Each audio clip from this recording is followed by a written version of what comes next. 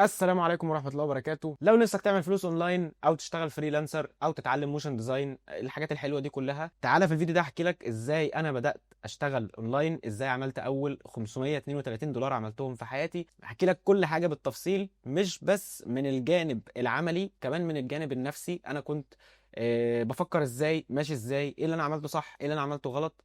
فده مش فيديو شرح قد ما هو فيديو ان انا بحكي لك القصة، بحكي لك غلطاتي عشان ما تقعش فيها، بحكي لك ايه الصح اللي المفروض تعمله. فمن غير ما اطول عليك، اعمل لك كوبايه شاي حلوه كده وتعالى نسمع الحدوته نربع بقى.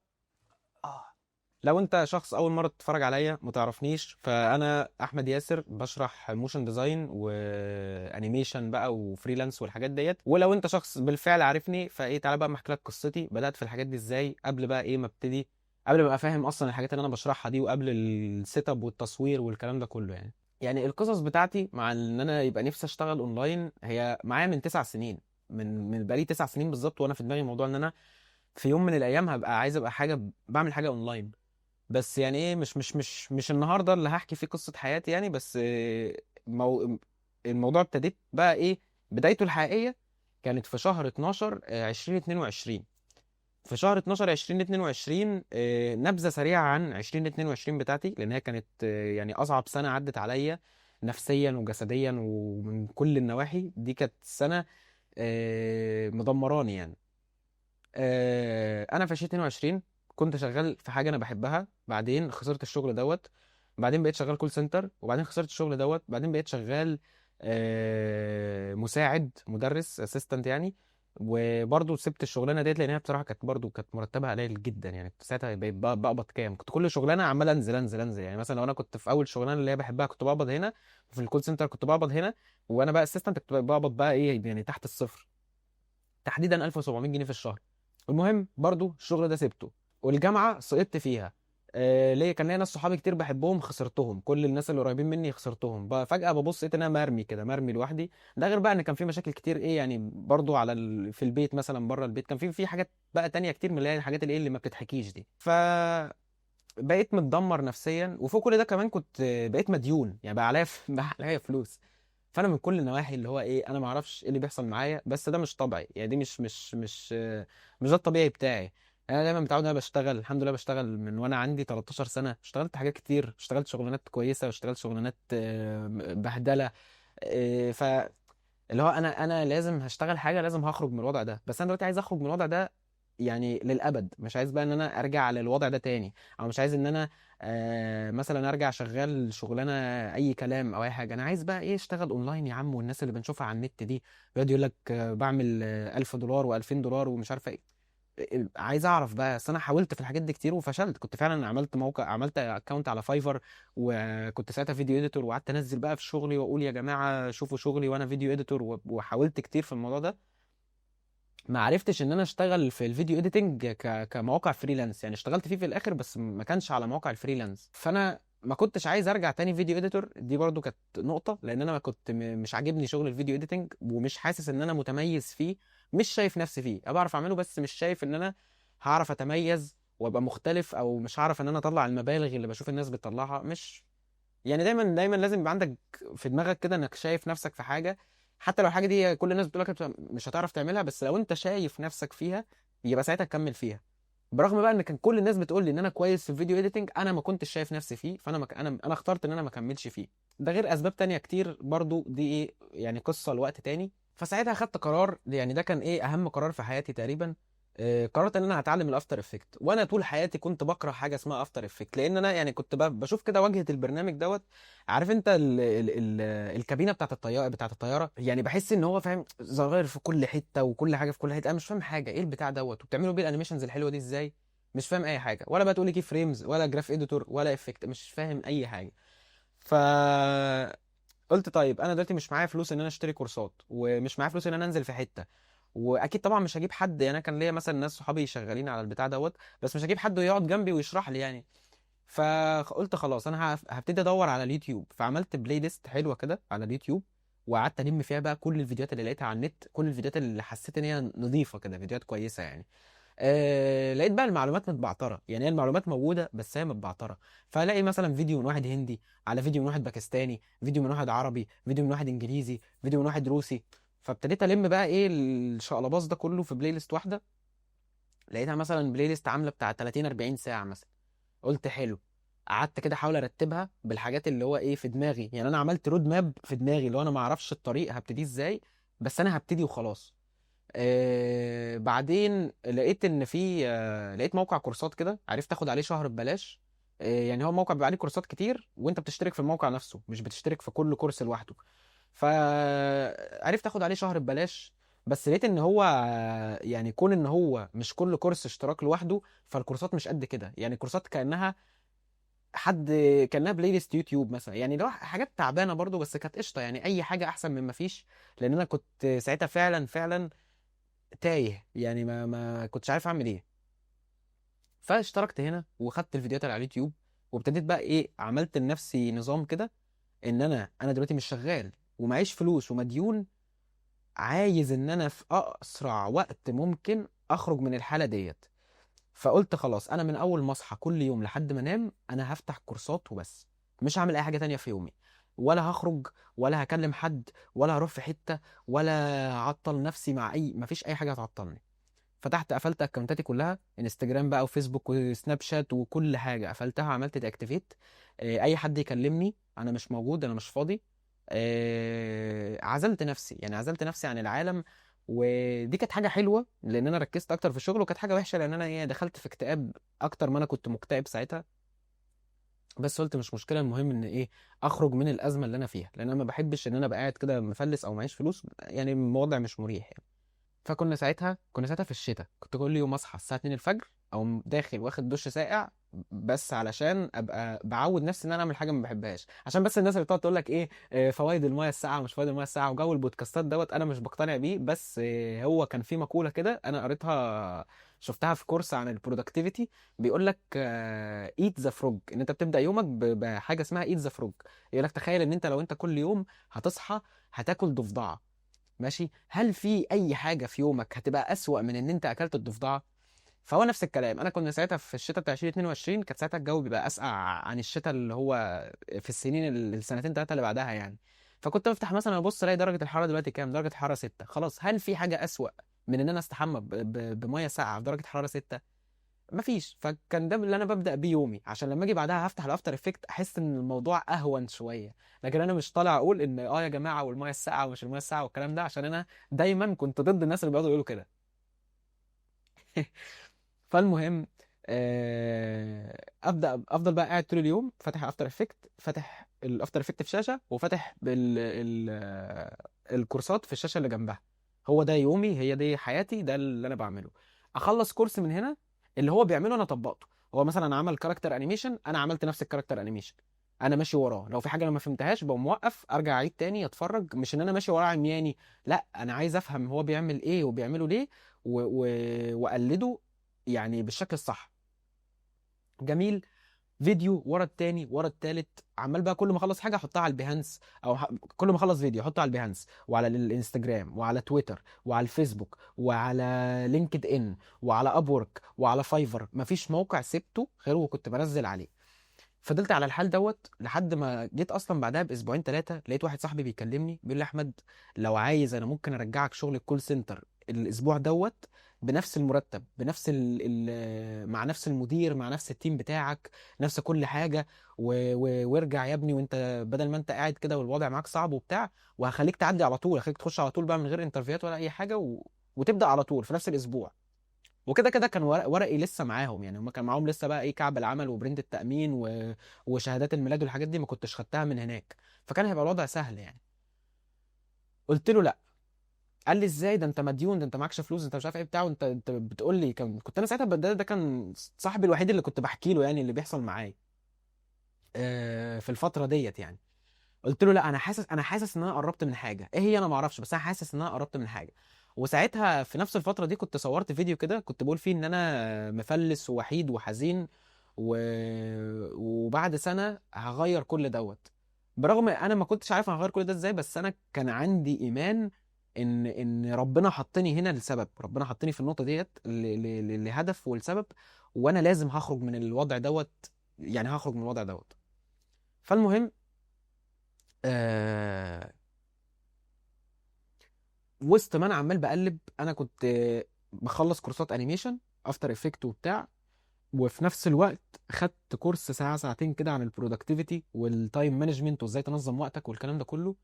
فانا عمال بقلب، لقيت كورس بيقول لي ازاي تشتغل فريلانس. فانا قلت يعني ايه كورس فريلانس؟ ما هو اللي انا اعرفه ان انت هتعلمني مهارة وانا هشتغل بيها، فانت لما تقول لي كورس عن الفريلانس يعني ايه؟ فابتديت ادور، لقيت ان هو الكورس قصير جدا، كان كورس مثلا مدته 45 دقيقة بيشرح لي ازاي اعمل اكونت على فايفر، وكورس تاني برضو 45 دقيقة او ساعة بيشرح لي ازاي اعمل اكونت على اب وورك او فايفر، مش فاكر، بس هو كان واحد لاب وورك وواحد لفايفر. فانا قلت ايه الهبل ده؟ يعني انت ازاي هتشرح لي ازاي اعمل اكونت، ازاي احط صورة وازاي اكتب اسمي يعني؟ بس قلت ايه، اتفرج مش مشكلة. فلقيت ان طلع ان انت الديسكريبشن مثلا بتاع الجيج بتاعتك بتكتبه بطريقه معينه، البايو بتاعك بتكتبه بطريقه معينه. لما تيجي تبعت لعميل، مثلا عميل منزل بيقول لك انا محتاج حد يعمل لي لوجو انيميشن، مش بتقوم باعت له تقول له عامل ايه انا بعمل لوجو انيميشن، لا بتبعت له بروبوزل بطريقه معينه. كنت لسه ما اعرفش اصلا يعني ايه بروبوزل. البروبوزل دي اللي هي الرساله اللي انت بتبعتها له عشان تقول له ان انت تقدر تعمل له الشغل اللي هو عايزه يعني. قعدت اتفرجت على الكورسات ديت، لقيت اللي هو ايه ده انا يعني برغم ان الحاجات كان في حاجات كتير بديهيه في اللي هو بيقوله، بس في حاجات تانية كتير جدا ما خطرتش على بالي لحظه يعني. واكتشفت ان هي دي كانت السبب ان انا كل المرات اللي حاولت فيها ساعه لما كنت فيديو اديتور اشتغل على موقع الفريلانس، ده اللي خلاني ان انا ما يجيليش شغل ساعتها، ومحدش شاف شغلي ومحدش عبرني اساسا. فكانت حاجه حلوه ان انا اتعلمت من اخطائي يعني. فابتديت ان انا ابعت بروبوزلز على اب وورك، عملت صفحه على اب وورك وابتديت ان انا ابعت للناس. كل بقى ما الاقي حد مثلا منزل حاجه عن الانيميشن اقوم باعت له، وفي نفس الوقت انا بقى معايا شويه فيديوهات انا عاملها من اللي هي من الكورسات اللي خدتها، فبقى عندي زي بورتفوليو صغير كده. فانا كان كل يوم حطيت لنفسي تارجت، كل يوم هتبعت مثلا 5 بروبوزل، هتبعت مثلا 5 على اب وورك، وهتبعت 5 على تدور على 5 اشخاص على لينكد ان تبعت لهم. فضلت اعمل كده، وبعد ما اخلص بقى بكمل بقى باقي اليوم ان انا فاتح كورساتي عادي زي ما انا اصحى اخد الدش الساقع وافضل قاعد طول اليوم بعمل الكلام دوت. لحد ما في مره في واحد رد عليا على اب وورك، لقيته كان هو منزل بيقول ان هو عايز حد يعمل له لوجو انيميشن، معاه لوجو كان عايز يعمله على شكل الانيميشن بتاع لوجو نتفليكس. فانا قلت طب انا هعرف اعمله. قمت فتحت اليوتيوب كتبت نتفليكس لوجو انيميشن توتوريال، لقيت في حد بالفعل عامل توتوريال. قلت بس مصلحه انا هقبل الاوردر دوت. التوتوريال نص ساعه، كل اللي انا هعمله ان انا همشي على التوتوريال على اللوجو بتاعه، سهله جدا، والافتر افكت انا كده كده خلاص بقيت فاهمه. ف يعني طبعا فاهمه على قد يعني. فخلاص قبلت الاوردر. قبل ما اقبله بعت له شكل الانيميشن اللي انا هعمله، قال لي تمام.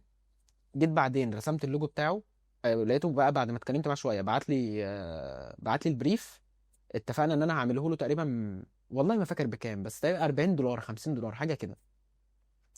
المهم اتفقنا على الكلام، عملنا ستارت اوردر، وانا بقى كنت خلاص طاير من الفرحه، اول اوردر هيجي لي تقييم، يعني شغلي هيتشاف اكتر وخلاص بقى والدنيا هتحلو وبتاع والكلام ده كله. فابتديت اشتغل، رسمت اللوجو على الاستريتور، خدت اللوجو من على الاستريتور حطيته على افتر افكت، فتحت التوتوريال ابتديت امشي عليه. فبعد ما خلصت الانيميشن كشكل مبدئي، لسه بقى ما حطيتش يعني. هو كان هعمل، هو اللوجو كان ايكون وبعديها فيها كلام، فانا عملت الايكون اللي هي دي اهم حته في البتاع. لسه بقى ما عملتش انيميشن للكلام، ما حطيتش ساوند افكت، ما عملتش اي حاجه، لسه الفيديو ما خلصش يعني. فقمت عملت سكرين ريكورد للكلام ده وبعته له، قلت له ايه رايك؟ قال لي زي الفل وتسلم ايدك والدنيا تمام. قلت له ده الانيميشن زي اللي انت عايزه؟ قال لي اه ده زي اللي انا عايزه. كملت خلصت الانيميشن كله، بس لسه ايه، كان فاضل له كام حاجه بسيطه. عملت سكرين ريكورد تاني ووريته له تاني، وقال لي برضو ان هو تمام ويلا بينا وحلو ومش حلو. خلصت بقى الفيديو، جاي ببعته له، لقيته باعت لي بيقول لي ايه ده مش زي بتاع نتفليكس. قلت له يعني ايه ده مش زي بتاع نتفليكس؟ قال لي لقيته باعت لي فيديو، طلع ان هي نتفليكس كان ليها 2 لوجو انيميشن، واحد قديم وواحد جديد، او العكس ايا كان. ففي واحد فيهم 3 دي واحد فيهم 2 دي. فانا قلت له هو انت عبيط؟ يعني انت فكرك ان انت هتاخد لوجو انيميشن 3 دي مدته 10 ثواني ولا مدته مش عارفه ايه، ويتعمل في يومين ثلاثه ويبقى ب $40؟ يعني مش منطقيه. فلقيته بيقول لي انت ضحكت عليا ومش ضحكت عليا وانت نصاب ومش نصاب. قلت له بقول لك ايه، انا موريك شغلك اكتر من انا وريته شغله مره واتنين، وهو في المرتين اكد عليا. وقبل ما نبدا الاوردر وريته الفيديو اللي انا هشتغل وريته الفيديو اللي هو الانيميشن بتاع نتفليكس عشان اتاكد ان انا لقيت الحاجه اللي هو عايزها. وقال لي اه هو دوت.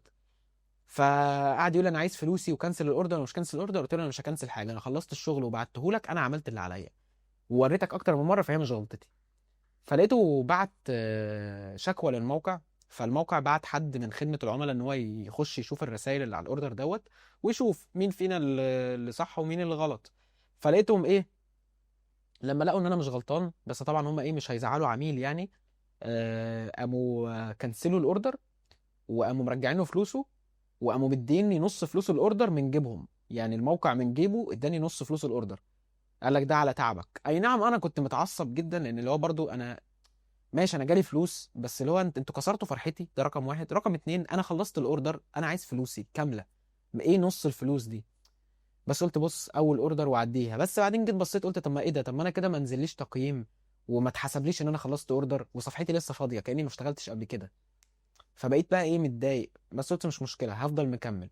فضلت مكمل عمال بدور على ابعت لناس، لحد ما بعدين لقيت ان كان في ترند لسه طالع. كان واحد اسمه دانكو على الانستجرام بيعمل فيديوهات ابيض واسود. الفيديوهات دي بعدين فيرالت جدا جدا، وبقى ليها تفريعات كده، يعني بقى في فيديوهات موتيفيشن كتير قوي بنفس الستايل اللي هو البسيط دوت. بس هو كان ساعتها الموضوع ده بدأ من عند مين؟ بدأ من عند دانكو. فانا قعدت ادور، لقيت على ابورك في ناس بتطلب نوعية الشغل ديت. قلت خلاص انا هبعت لهم. بعدين فتحت ادور على فايفر، لقيت ان على فايفر طبعا في فرق بين فايفر وابورك. فايفر انت بتنزل بتعمل حاجة اسمها جيج، بيبقى زي بوست عليه فيديوهات من شغلك او صور من شغلك، وحاطط اسعار باكجز مثلا بيزك وستاندرد وبريميوم. البيزك ارخص سعر، الستاندرد سعر متوسط، والبريميوم اغلى سعر. ف وعلى فايفر العملاء هم اللي بيبعتوا لك، على اب وورك انت اللي بتبعت للعملاء. ودلوقتي بقى الاثنين زي بعض، بقى على فايفر في ان انت تبعت للعملاء او هم يبعتوا لك، وعلى اب وورك برضه في ان انت يعني في ان انت تعمل جيج او ان انت تبعت للعملاء. فالمهم قلت طيب هل الموضوع ده موجود على فايفر؟ دخلت ادور على فايفر، كتبت كده في السيرش دانكو، لقيت ان مفيش غير شخص واحد بس كان اسمه ايوب، منزل جيج بيقول لك انا هعمل لك فيديوهات زي دانكو، وحاطط اسعاره. وفيديوهاته كانت سيئه جدا، يعني الانيميشنز بتاعته كانت مش حلوه، بس لقيته شغال وبيجي له اوردرات وبتاع. قلت طب ما حلو، مفيش منافسه، ما انا ممكن اعمل الكلام ده انا كمان. فقمت بالفعل عملت جيج على فايفر، وحطيت انا هعمل فيديوهات زي دانكو. ودخلت جبت فيديو من عند دانكو على الانستجرام بتاعه، وقمت قعدت قلدته، عملت زي نسخة كده منه، كنت انا اللي عاملها. حلو، عشان برضه اتاكد ان انا هعرف اعمل الكلام دوت يعني. وقمت حطيت الفيديو وعملت الجيج. وبعدين ايه كملت يومي عادي، فاتح كورساتي وقاعد بتعلم والدنيا تمام.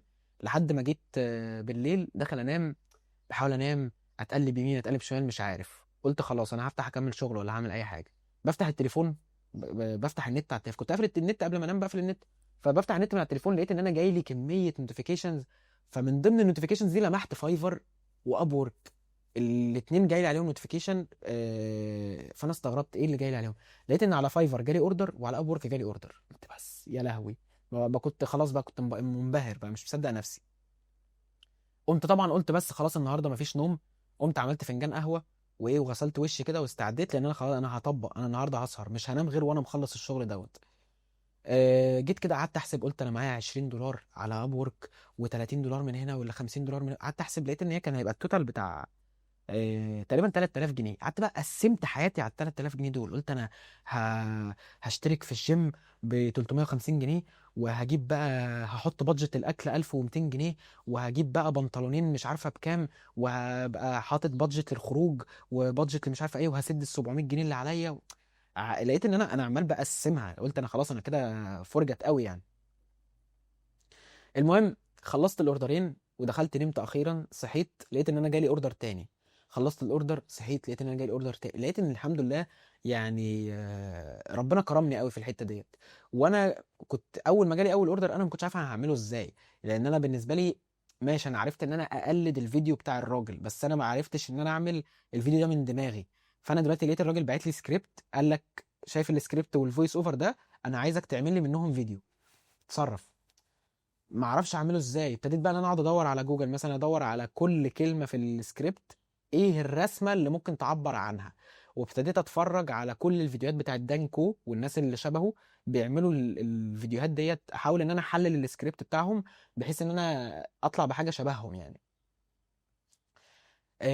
لحد ما عرفت ارسم ستوري بورد كده اي كلام. الستوري بورد دي هي والفيديو اللي انا عملته اللي هو اول اوردر، انا ما بعرفش اتفرج عليه النهارده، انا مش بعرف اتفرج عليه اصلا من كتر ما هو كان وحش. انا ببقى متضايق ان في حد دفع لي فلوس على القرف دوت. بس طبعا ساعتها انا كنت شايف ان هو اعظم حاجه في الدنيا يعني، كنت وعجب العميل فده المهم. ومعنى ان انا دلوقتي بشوفه ان هو وحش ده معناه ان انا اتطورت، فدي حاجه كويسه. لان انا لو كنت مستواي دلوقتي زي مستواي من اول فيديو انا عملته فدي كانت تبقى مصيبه يعني. فالمهم كنت متوتر جدا وانا ببعته، وبعدين لقيت جالي اول اوردر جالي عليه تقييم 5 نجوم، انبسطت جدا. تاني اوردر 5 نجوم. لقيت بقى ان الدنيا عماله بتحلو واحده واحده. لقيت ان في ناس كتير بدات تخش تعمل نفس موضوع فيديوهات دانكو زيهم زينا، اذا كان على فايفر او على اب وورك. فانا عايز افضل منافس، عايز افضل بيجي لي شغل. لان الناس دي كلها في ناس منهم الانيميشنز بتاعتهم احسن مني بكتير، فانا مش عايزهم ياخدوا الشغل مني. فابتديت اعمل بقى عروض. هخلص لك الفيديو في 24 ساعة، هعمل لك 3 فيديوهات في يومين، هعمل لك 5 فيديوهات بسعر 3. ابتديت اعمل عروض غبية غبية غبية. والحمد لله يعني فعلا ربنا كرمني وجالي شغل كتير، بس كله في وقت قليل. فانا مثلا ببص الاقي ان انا عندي 6 فيديوهات لازم يخلصوا في 24 ساعة. وانا ساعتها كنت يعني كل فيديو في 24 ساعة. مثلا فيديو الديدلاين بتاعه بعد 24 ساعة من دلوقتي، فيديو جالي بعدها بساعتين فالديدلاين بتاعه بعدها ب 24 ساعه من بعدها بساعتين. ابص الاقي ان كل فرق بين كل فيديو ساعتين ثلاثه، فانا في خلال 48 ساعه مثلا في 6 فيديوهات هيخلصوا. وانا كنت بقعد في الفيديو الواحد مثلا 10 ساعات 8 ساعات. طبعا الفيديوهات دي دلوقتي انا بخلصها في ساعتين بس، اللي هو كنت ساعتها لسه على قدي فباخد وقت وبنسى كتير في حاجات كتير، معلومات بيزكس كنت بنساها، فبضطر ان انا افتح واقعد اعيد الجزء بتاعها تاني في الكورس. في حاجه انا مش عارفها بتتعمل ازاي فهخش اتعلمها. وده ساعدني ان انا اتطور كويس، لان انا كان فكره ان انا يجي لي اوردر في حاجه انا مش عارف هي بتتعمل ازاي و... وما اقولوش لا، اللي هو لا انا هقعد انا هتعلم، انا دلوقتي حالا هقعد هتعلم الحاجه دي بتتعمل ازاي وهعملها. انا مش هقول لا للشغل. دي اهم مهاره ممكن تبقى عندك، ان انت تبقى بتعرف تتعلم، تبقى بتعرف تسيرش. يعني انت ما تقولش ما بعرفش. طبعا ما تقبلش اي شغل يجي لك وانت فعلا ما تعرفش تعمله ازاي، بس اللي هو ايه، حد عرض عليك شغل قبل ما ترد عليه وتقول له ما اعرفش، افتح دور على النت كده وشوف الحاجه دي ليها توتوريال على النت، الحاجه دي سهل ان انا اقدر اتعلمها، عندي الوقت ان انا اقعد اتعلمها. دايما خلي عندك المهاره بتاعت السيرش ديت. ما تقولش في دماغك لنفسك ان انت في حاجه ما تعرفش تعملها.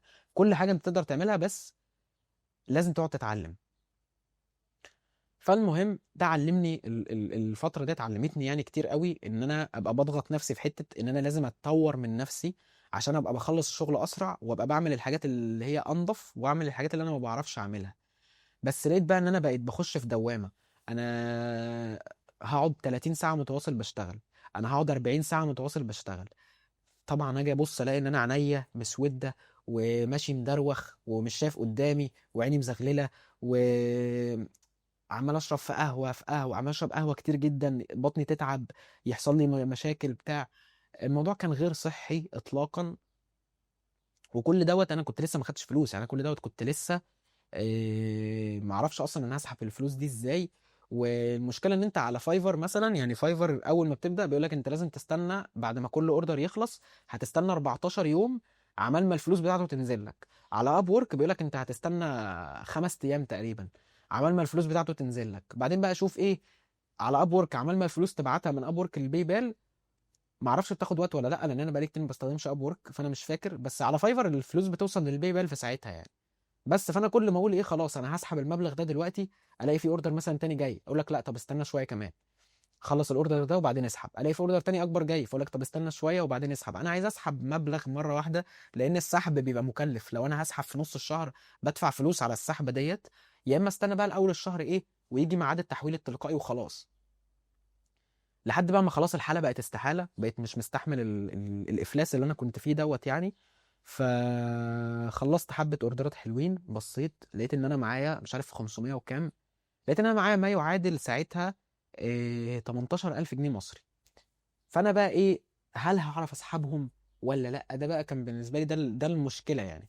المهم عرفت اسحبهم على الباي بال، ومن الباي بال ربطته بالفيزا بتاعت البريد اللي هي الايزي باي، ربطتها وسحبتهم. بس ساعتها بقى انا كنت في لحظه ذهول، كنت مش مصدق نفسي يعني، ما تخيلتش. لان انا كان قبلها بالظبط بشهر كنت على وشك ان انا ارجع اشتغل تاني كول سنتر. يعني انا لما كنت شغال كول سنتر كنت بقبض كام؟ كنت بقبض مثلا 6000 جنيه.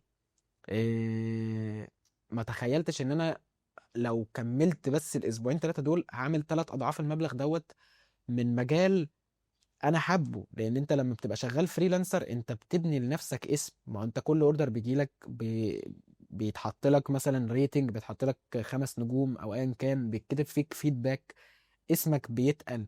الكلاينتس دول لو انت عملت لهم شغل كويس ممكن يجوا لك تاني، فانت بقى معاك شغل مستمر. فده كانت بالنسبه لي يعني لحظه انبهار. سحبت الفلوس، نزلت، روقت على نفسي. طبعا انا كان بقالي ساعتها ايه، شهرين مثلا قاعد في البيت، ما بحلقش، ما بنزلش من البيت، ما بكلمش حد، قافل السوشيال ميديا، قافل كل حاجه. فكنت خلاص انا كان باين عليا اصلا، كان باين عليا الارهاق والافلاس والتعب، وكان باين عليا كل حاجه يعني. نزلت عديت على الحلاق وروقت على نفسي واشتريت لنفسي شويه هدوم وظبطت دنيتي يعني.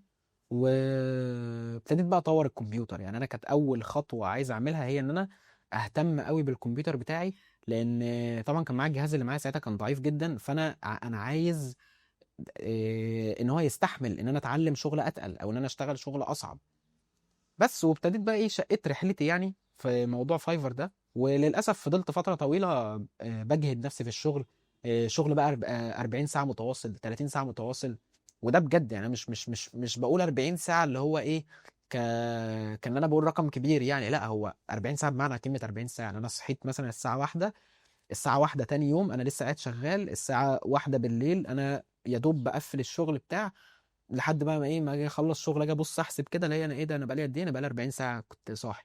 طب ليه واحد يقعد 40 ساعه صاحي يعني؟ دي حاجه لما بفتكرها بزعل من نفسي ان انا عملتها يعني.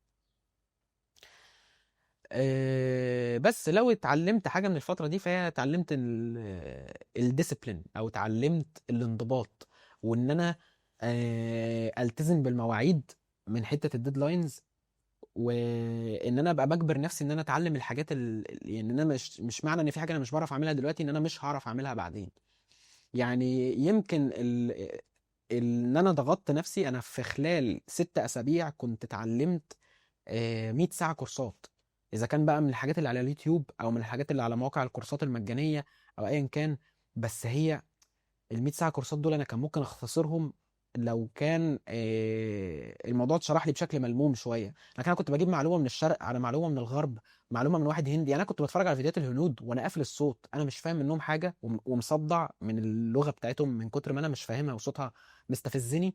كنت ببقى قافل الصوت قاعد بتفرج على الفيديو، بحاول اشوف هو اللي هو عمله ده انا ماشي وراه بطبق وراه، بحاول افهم اللي احنا عملناه ده بيعمل ايه من نفسي. يعني عمال اجرب احطه واشيله واشوف ايه الفرق اللي حصل في كل خطوه. فالفيديو مثلا اللي كان مدته 10 دقايق على اليوتيوب ببقى انا اتعلمته في نص ساعه ساعه، وعمال ما خلصته وطبقته وفهمته.